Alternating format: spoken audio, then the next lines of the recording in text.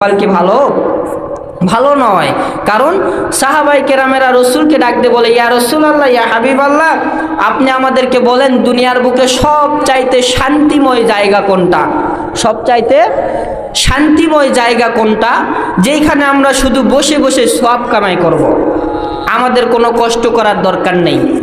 তো রাসূলুল্লাহ সাল্লাল্লাহু আলাইহি ওয়াসাল্লাম ডাকতে বললেন, সাহাবীরা রে, তোমরা যদি দুনিয়াতে বসে বসে সওয়াব কামাই করতে চাও, তাহলে দুনিয়ার বুকে যেই জায়গায় কোরআনের কথা বলা হয়, যেই জায়গায় হাদিসের কথা বলা হয়, এই জায়গায় যাই তুমি বসো, এটা আমার আল্লাহর কাছে সবচাইতে বেশি পছন্দের, আর এটাই হইতেছে জান্নাতের বাগান। সুবহানাল্লাহ। অথচ দেখেন এই জান্নাতের বাগানে মানুষ নেই, আসেনি? জান্নাতের বাগানে মানুষ নেই।